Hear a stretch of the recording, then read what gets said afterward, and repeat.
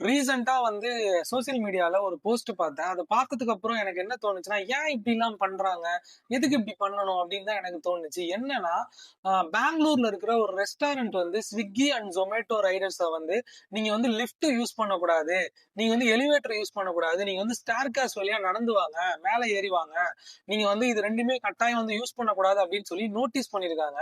So அதுக்கப்புறம் வந்து பார்த்தீங்கன்னா, இந்த நியூஸ் வந்து வைரல் ஆனதுக்கு அப்புறம், அவங்க வந்து பப்ளிக்கா வந்து அதாவது வந்து அப்பாலஜி வந்து கேட்டிருக்காங்க. என்னன்னா வந்து ஸ்விக்கி, ஜொமேட்டோ வந்து இனி வந்து லிஃப்ட்டையும், எலிவேட்டரையும் வந்து யூஸ் பண்ணலாம் தாராளமா.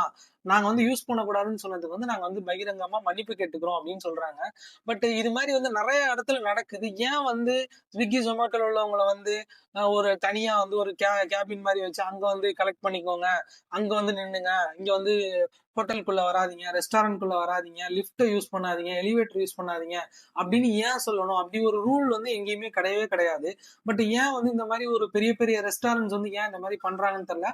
பட் பெங்களூர்ல இருக்கிற ஒரு ரெஸ்டாரண்ட் இந்த மாரி வந்து அந்த ரெஸ்டாரண்டோட பேர கூட நான் சொல்றேன். மேக்னா ஃபுட்ஸ் அப்படிங்கிற ஒரு ரெஸ்டாரண்ட் வந்து ரீசென்ட்டா வந்து இந்த விஷயத்த பண்ணியிருக்காங்க. பட் பண்ண உடனே வந்து அதுக்கான அப்பாலஜியும் அவங்க கேட்டு உடனே வந்து வாபஸ் வாங்கிட்டாங்க. ஸோ அதுக்கப்புறம் வந்து அவங்க ஸ்விக்கி, ஜொமேட்டோ வந்து நார்மலா லிஃப்ட், எலிவேட்டர் வந்து யூஸ் பண்ணலாம் அப்படின்னு சொல்லியிருக்காங்க.